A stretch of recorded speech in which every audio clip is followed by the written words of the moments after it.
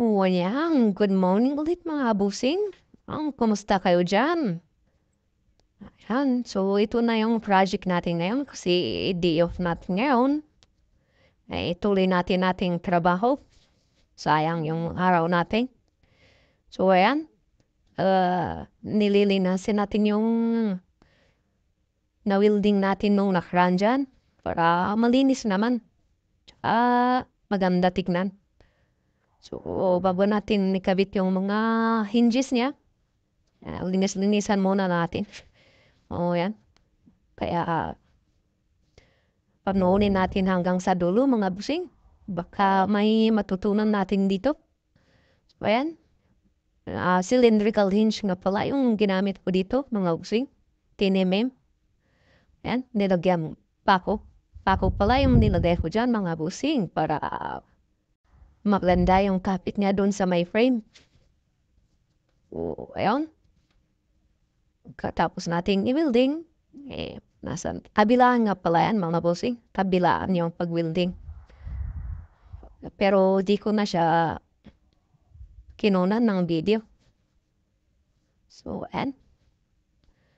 Nga pala mga busing, baka yung gumagamit ng MIG wheel dyan, baka pwedeng pakishare naman.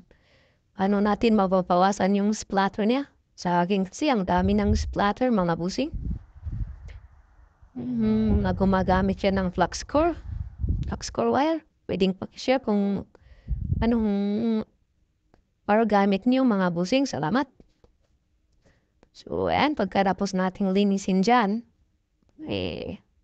patulin natin yung mga exist niya para may kabit na natin. So, ayan. Pulin natin. So, panoorin natin mga busing para sakaling may matutunan tayo dito or pwedeng pag-share na lang. I-share din yung mga may experience dyan kumagawa ng mga bintana. Salamat po ng busing. So, ayan. Putulin natin tong sa. Tingnan nyo naman, ang daming splatter, ang daming bola-bola na kumapit dyan. Ano ko ba kung bakit nagkakaganyan yung flux core natin? So, ayan. Tulig na putol na. So, ngayon, kabit natin mga busing yung hinge niya. Ayan. Pwedeng pakishare yung mga may experience yan. Natin may iwasan yung one.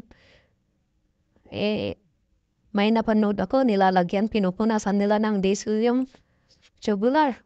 Na-try ko naman, okay naman. Kaya lang, umaapoy siya. Kaya, tsaka pwede namang grinder ng mga yan. Pwedeng lihain para matanggal yung mga splatter niya. So, ayan, busing. So, tapos na itong isa. Hindi isa natin. May natitira mga splatter niya. Pero pwede namang lihain yan. Pwedeng grinderin. So, ayan. Tapos natin dito sa kabila. Doon naman sa kabila. So, pwede kayong sumukat ng haba niya para mas maganda. Mas balance. Para nakasinto yung dalawang hinges niya. So, ayan. Okay, lagay natin. Tacking lang para hindi maputas yung tubular natin. Nga pala, yung ganamit ko dito na tubular is 1.5 by 2 inches at ang kapal ay 1.5 mm.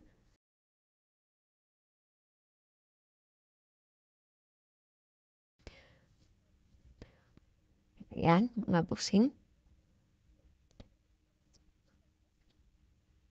Yan, linisin natin para magandang tingnan. Yan, linisin natin yung mga splatter niya. So, ito, nakabit na natin. So, ayun, maganda yung pagkabukas niya. Hindi siya napipilit. Smooth siya, smooth. Ayun. Yun, no? Ganda mga busing. Ito na yung itsura na. Hindi ko na pala na-videoan yung pagkabit ko ng lock niya. Pero sa susunod, pwede ko siyang kunan. Ayan.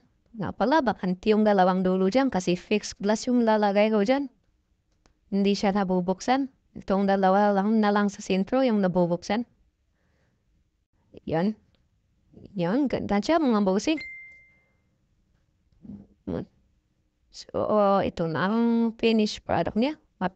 Mapaprimer na lang yan. So, sa susunod, ito naman yung gagawin natin. Yun. Ito yung tatlong panel siya.